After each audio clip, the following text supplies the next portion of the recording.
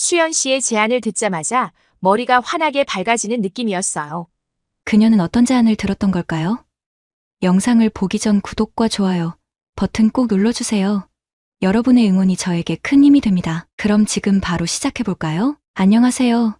저는 호주에서 작은 샌드위치 가게를 운영하고 있는 올리비아라고 합니다. 몇 달 전 빚까지 내서 어렵게 오픈한 샌드위치 가게가 잘못될 뻔했는데요. 그때 저를 도와준 한국인 분께 너무 감사한 마음에 이렇게 사연을 보내게 됐습니다. 제가 운영하는 가게는 호주의 번화가 한 모퉁이에 위치해 있습니다. 처음엔 특이한 인테리어 덕분에 사람들의 발길을 잡을 수 있었어요. 물론 제가 직접 개발한 다양한 샌드위치 메뉴와 드레싱들도 손님들의 입맛을 확실히 사로잡았죠. 점심시간이 되면 주변 직장인들이 줄을 서서 기다릴 정도로 붐비곤 했답니다. 사실 샌드위치는 제가 제일 좋아하는 음식이에요. 그래서 이 가게를 열게 되었고 샌드위치에 대한 제 열정도 남다르죠. 오픈을 결심했을 때 호주의 유명 샌드위치 가게들을 다 돌아다니면서 레시피도 연구하고 빵부터 야채까지 샌드위치에 어울리는 모든 걸 직접 연구했어요. 그렇게 많은 노력을 쏟아부은 끝에 드디어 제 가게를 오픈할 수 있었죠. 가게를 열고 나서는 매일 새벽마다 신선한 재료를 구하러 다니고 매일같이 새로운 드레싱을 개발하면서 바쁘게 지냈습니다. 다행히도 제 노력을 알아주는 단골 손님들이 생기기 시작했고 SNS를 통해 제 가게가 점점 더 유명해졌어요. 이제는 샌드위치를 좋아하는 사람이라면 한 번쯤 꼭 들러봐야 하는 명소로 자리 잡았답니다. 저희 남편 존스는 사실 가게 인테리어를 맡아준 디자이너였어요. 가게를 오픈할 때 여유 자금이 없어서 처음으로 부모님께 도움을 요청했죠. 사실 저는 재혼 가정에서 자라며 일찍 독립을 했고 부모님의 도움을 받아본 적이 없었거든요. 그런데 이번에는 샌드위치 가게를 위해 처음으로 아버지께 부탁을 드렸어요. 아버지의 도움 덕분에 무사히 인테리어 공사를 마칠 수 있었고 그렇게 초반에 번 돈으로 아버지께 이자까지 붙여서 모두 갚을 수 있었어요. 부모 자식 간에도 돈 거래는 확실히 해야 한다는 게 저희 아버지의 신조랍니다. 사실 제 사업을 도와주신 아버지와 새어머니 사이에 작은 갈등이 있었어요. 새어머니께서는 딸이 처음 하는 사업이니 그냥 도와주지 그 돈을 굳이 돌려받으려고 하냐고 하셨죠. 하지만 아버지께서는 빈손으로 시작하는 것이 사업의 정석이라며 앞으로도 운영을 계속해야 하니 더더욱 돈을 돌려받아야 한다고 하셨어요. 세상에 공짜는 없다고 하시면서 말이죠. 처음엔 아버지가 조금 야속하게 느껴졌지만 그래도 은행 이자보다 낮게 쳐주신 걸 생각하며 감사하게 받아들였어요. 아버지도 새 가정을 꾸리고 어린아이들이 있으니 그러실 만도 하다고 생각했죠. 그렇게 저는 아버지께 빌린 돈으로 인테리어 업체들을 인터넷에서 며칠 동안 찾아보며 비교했어요. 저렴하면서도 마음에 쏙 드는 업체를 찾기가 정말 쉽지 않았답니다. 그러던 중 정말 마음에 드는 업체를 발견했는데 견적이 너무 비쌌어요. 그래도 상담은 받아보자고 생각해서 예약을 하고 방문했죠. 그리고 그곳에서 저의 인생이 바뀌게 될 사람, 남편 존스를 만났습니다. 존스는 그 회사의 능력 있는 디자이너였어요. 1시간가량 상담을 마치고 견적을 받았는데 제가 인터넷에서 본 금액보다 훨씬 낮은 거예요. 조금 이상하게 생각했지만 계약서상 문제는 없었기에 저는 바로 서명하고 계약을 진행했죠. 나중에 존스에게 물어보니 사실 제가 사무실에 들어왔을 때 저를 보고 첫눈에 반했었다고 하더라고요. 상담을 하면서 제 사업에 대한 열정과 성격을 알게 되었고 그래서 자금이 부족하다는 제 이야기를 듣고 본인 권한으로 금액을 낮춰서 계약서를 수정해 주었던 거였어요. 사실 그 비용 중 일부를 존스가 부담했다고 하더라고요. 그렇게 인테리어 공사가 시작됐고 존스는 굳이 현장에 나오지 않아도 되는 날에도 매일 가게에 출근하면서 우리는 점점 가까워졌어요. 공사가 끝나고 가게 오픈식 날 첫 손님이 바로 존스였답니다. 예쁜 꽃다발을 사서 오더니 자기가 첫 손님이 되고 싶었다며 얼굴이 빨개진 채로 제 첫 샌드위치를 사가더라고요. 그리고 그 다음날 하자가 없는지 살펴보겠다며 다시 찾아왔어요. 그 후에도 하루도 빠짐없이 찾아오더라고요. 본인은 지나가는 길에 들렀다고 했지만 사실 존스의 사무실이 저희 가게를 지나는 방향이 아니라는 걸 알았어요. 그래도 그냥 그러려니 하고 넘겼죠. 그러던 어느 날 제가 이제 날마다 와보지 않아도 된다고 하면서 가게에 하자가 없으니 안 오셔도 될 것 같다고 했더니 수줍은 표정으로 저에게 고백을 하더라고요. 처음 사무실에 방문했을 때부터 상담하고 공사를 진행하면서 매일 저를 만나고 얘기를 나누며 저에 대한 마음이 확고해졌다고요. 이제 하루라도 저를 안 보면 안 될 것 같다면서 사랑을 고백했답니다. 그렇게 우리는 연인이 되었어요. 가끔 손님이 너무 많을 때면 존스가 어떻게 알고 왔는지 직접 가게 일을 도와주곤 했어요. 포장도 도와주고 청소도 도와주는 그의 든든한 모습에 저도 존스에 대한 믿음과 사랑이 점점 커져갔답니다. 제 샌드위치 가게는 매일 손님들로 가득 찼고 비록 작은 가게였지만 그동안의 노력들이 결실을 맺는 것 같아 너무 행복했어요. 물론 통장 잔고도 점점 늘어나기 시작했죠. 이제는 아버지께도 자랑할 수 있을 정도가 되었답니다. 일도, 사랑도, 그리고 아버지의 인정까지 모두 이루려 된 것 같아 하루하루가 너무 행복했어요. 몇 달 후, 부모님 댁을 방문해 제 사업 성과를 말씀드렸죠. 새어머니께서는 그동안 고생 많았다며 함께 기뻐해 주셨는데, 아버지는 역시 다르셨어요. 제일 행복하고 일이 잘 풀릴 때 겸손하고 조심해야 한다고 하시더라고요. 속으로는 이렇게 잘 풀리는데 무슨 일이 있겠어? 라고 가볍게 생각했었는데 아버지의 말씀이 정확하게 맞아떨어지는 날이 오고야 말았어요. 언제부터인가 손님이 조금씩 줄기 시작하더니 나중에는 하루에 오는 손님이 손에 꼽을 정도로 줄어들었어요. 이상해서 제가 만든 샌드위치에 문제가 있는 건가? 아니면 가게 주변 직장에 무슨 큰 변화가 생긴 건가까지 생각했었죠. 하지만 원인은 다른 곳에 있었어요. 며칠 후 존스를 통해 그 이유를 알게 되었어요. 그날도 손님이 없어서 남은 재료들을 바라보며 한숨만 쉬고 있는데 존스가 퇴근하자마자 가게로 달려오더니 저에게 같이 갈 곳이 있다며 가게 문을 일찍 닫으라고 하더라고요. 어차피 손님도 없었기에 저는 그의 말대로 가게를 일찍 마감하고 존스를 따라 나섰죠. 존스는 서둘러 저를 샌드위치 가게 반대쪽으로 데려갔어요. 무슨 일인지 물으며 골목을 돌자마자 저는 정말 깜짝 놀랐습니다. 제 샌드위치 가게 앞 골목과는 달리 그곳은 사람들로 바글바글했어요. 사람들이 작은 가게 앞에 줄을 서 있었는데 한 줄도 아니고 두 줄이나 되었고 그 줄이 골목을 다 차지하고 있었어요. 너무 놀란 저는 그 가게 앞으로 다가가서 안을 슬쩍 보았더니 동양인 여성이 밝게 웃으며 손님을 맞이하고 있더라고요. 가게 안에는 테이블 4개 정도가 있었고 줄이 너무 길어서 대부분의 손님들이 포장해 가는 듯 했어요. 이게 무슨 일인지 존스에게 어떻게 알고 저를 데려왔냐고 물었더니 존스가 저를 보며 상황을 설명해 주었어요. 존스가 말하길 회사에 케이팝과 한국을 정말 좋아하는 여직원이 한 명 있었대요. 그날도 점심시간에 잔뜩 들뜬 표정으로 양손 가득 음식을 사들고 왔다고 하더라고요. 드디어 꿈에 그리던 한국 음식을 먹을 수 있게 됐다면서 말이죠. 알고 보니 근처에 새로 생긴 한국 식당에서 김밥과 떡볶이를 팔고 있었다는데 그 여직원은 인터넷으로만 보던 음식을 실제로 먹을 수 있어 너무 행복하다고 했대요. 그래서 아직 식사하지 않은 직원들과 함께 음식을 나눠 먹었는데 떡볶이는 이제껏 먹어보지 못한 매운맛이라 처음엔 물만 마시다가도 은근 중독성이 있어서 계속 손이 가더라고 하더라고요. 김밥도 처음 보는 음식인데 정말 맛있었다고 했답니다. 존스가 그 여직원에게 식당 위치를 물어봤는데 그 식당이 바로 제 샌드위치 가게 근처라는 사실을 알고는 저 때문에 퇴근하자마자 달려왔다고 하더군요. 존스의 이야기를 듣고 눈앞에 펼쳐진 광경을 보니 그동안 왜 손님이 줄었는지 그제야 알 수 있었습니다. 한국 식당을 바라보며 수많은 감정들이 교차했어요. 가게 주인인 한국인 여성이 부럽기도 하고 제 손님을 빼앗아 간 것 같아서 화도 났죠. 하지만 존스에게 이런 제 감정을 들키고 싶지 않아서 몸이 안 좋다며 일찍 집으로 돌아왔어요. 집에 돌아와서 저는 그 한국 식당을 검색해봤어요. 벌써 SNS에서 맛집이라며 온갖 사진과 방문자들의 칭찬으로 가득했더라고요. 하루아침에 손님들을 빼앗겼다는 생각에 너무 화가 났고 어떻게 하면 다시 손님들을 우리 가게로 끌어올 수 있을지 고민하다가 잠이 들었어요. 다음날 샌드위치 가게로 출근했는데 계속해서 그 한국 식당이 신경이 쓰였어요. 가게 문 앞에 서서 그 식당으로 향하는 손님들만 눈에 들어왔습니다. 가끔 단골 손님들이 샌드위치를 먹으며 새로 생긴 한국 식당 이야기를 나눌 때면 제 온 신경이 그 테이블로 쏠리곤 했죠. 그러면서 알게 된 건 그 식당 주인이 혼자 아이를 키우는 것 같다는 이야기였어요. 늘 두 모녀가 함께 있고 아빠로 보이는 사람은 없다는 거였죠. 남의 일에 상관할 편은 아니지만 그 이야기를 듣고 나니 저도 모르게 혼자 아이를 키우나? 무슨 사정이 있는 거지?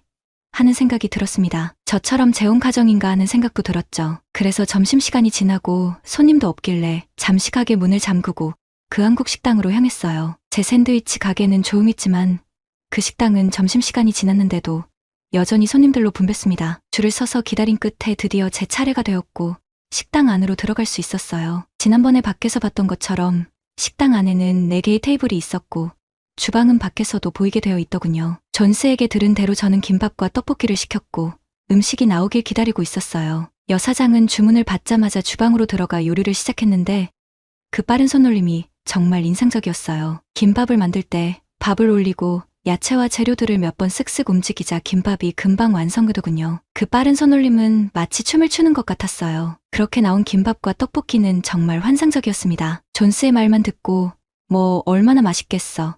내가 만든 샌드위치가 최고지라고 자만했던 제가 부끄러웠어요. 김밥은 밥과 채소, 고기가 어우러져 씹히는 맛이 재미있고 너무 맛있었어요. 메뉴판을 보니 채식주의자를 위해 고기 대신 유부를 넣거나 야채만 넣어주는 등 손님을 배려하는 점에 또 한 번 놀랐습니다. 떡볶이라 불리는 음식은 처음엔 두꺼운 스파게티면 같다고 생각했지만 그 식감과 쫄깃함은 스파게티와 비교할 수 없었어요. 메뉴판에는 맵기 조절도 가능하다고 하더군요. 수많은 음식을 먹어봤지만 떡볶이의 소스는 인공적인 매운맛이 아니라 기분 좋은 매운맛이었어요. 존스 말대로 매우면서도 계속 당기는 맛이었죠. 김밥도 개인의 취향에 따라 조절되고 떡볶이도 맵기 조절이 가능하니 손님들이 끊기지 않는 이유를 알겠더라고요. 그리고 제가 더 놀란 건 여주인의 행동이었어요. 그녀는 밝은 미소로 손님들을 맞이하며 음식 맛은 어떤지, 맵지는 않은지, 더 필요한 건 없는지 등 손님들과 대화를 나누며 친밀감을 유지하고 있었어요. 어느 정도 손님들이 나가고 나자 그녀는 제게 다가와 맛있게 먹는 방법을 알려주더군요. 김밥을 떡볶이 국물에 찍어 먹어보라고요. 매운 음식을 잘 먹는다면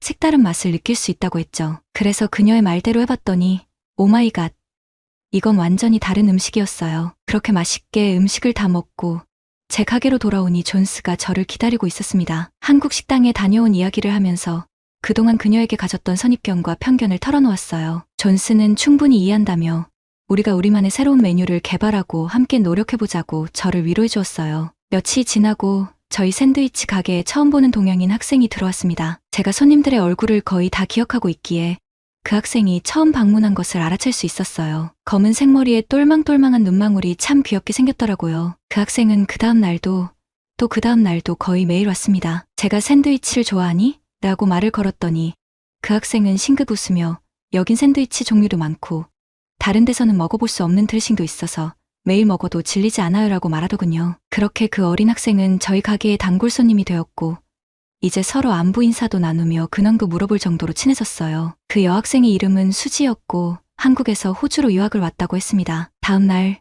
수지가 올 시간이 되어서 가게 문 쪽을 바라보고 있었는데 익숙한 얼굴과 함께 수지가 저희 가게로 들어오더라고요. 알고 보니 수지는 바로 그 한국 식당 여주인의 딸이었어요.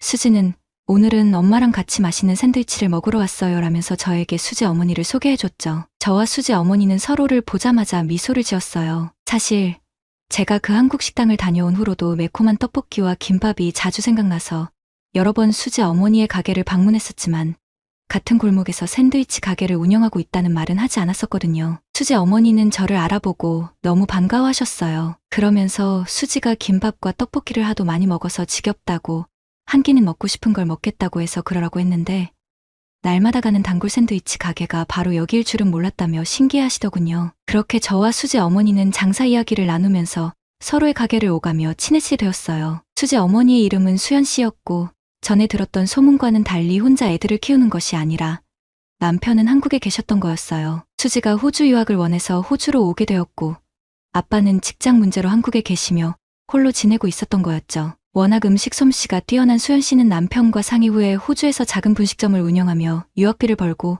수지를 돌보고 있었던 거예요. 알고 보니 수연 씨의 유창한 영어 실력은 대학 때부터 꾸준히 회화 공부를 해온 덕분이었어요. 수연 씨는 정말 모든 면에서 배울 점이 많은 분이었어요. 일도 열심히 하고 가끔 오다 가다 보면 쉬는 시간에 독서를 하는 모습도 자주 보곤 했어요. 수지와도 친구처럼 잘 지내는 모습을 보며 저도 나중에 아이를 낳으면 저런 친구 같은 엄마, 자기 개발에 열심히 사람이 되어야겠다고 생각했죠. 그렇게 친해진 우리는 이제 가게 문을 닫고 맥주 한잔할 만큼 허물없는 사이가 되었습니다. 그날도 맥주를 한잔하면서 저는 수연 씨에게 요즘 손님이 너무 없어서 걱정이라고 아직 갚아야 할 빚도 남아있는데 부모님께 또 도움을 청하고 싶지 않다고 새로운 샌드위치를 연구해야 하는데 쉽지가 않다며 고민을 털어놨어요. 부모님이나 존스에게는 하지 못한 얘기였지만 같은 장사를 하는 수연 씨라면 저를 이해해줄 것 같았거든요. 그리고 그녀와 이야기하면 왠지 엄마와 있는 것처럼 마음이 편해져서 제 속마음을 털어놓을 수 있었어요. 저는 그녀에게 어머니가 돌아가시고 아버지가 재혼하시고 나서 집을 나왔던 이야기부터 청소년 시절의 방황, 빚을 내서 사업을 시작하게 된 계기, 아버지와의 관계 등 누구에게도 꺼내지 않았던 마음속 이야기를 했어요. 그러자 수연 씨는 정말 친언니처럼 저를 걱정하며 진심으로 위로해 주더군요. 그러면서 이제 혼자가 아니니 친언니가 생겼다고 생각하고 앞으로 힘든 일이 있으면 같이 방법을 찾아보자며 저에게 기운을 북돋아 주었습니다. 그렇게 밤새 이야기를 나누고 우리는 헤어졌습니다. 그런데 다음 날 과음으로 늦잠을 자서 조금 늦게 가게로 가고 있는데 수연 씨가 제 가게 앞에서 저를 기다리고 있는 거예요. 그녀의 손에는 종이 가방이 들려 있었고 아침부터 무슨 일이냐고 물어보니 수연 씨가 밤새 생각을 해봤다며 한 가지 좋은 아이디어가 떠올랐다고 하더군요. 저에게 빨리 말해주고 싶어서 아까부터 기다렸다고 했습니다. 가게로 들어가자 수연 씨는 커다란 통을 꺼냈는데 그 안에는 불고기가 들어 있었어요. 이 불고기는 수연 씨가 김밥에 넣는 재료 중 하나였죠. 그녀는 불고기 김밥,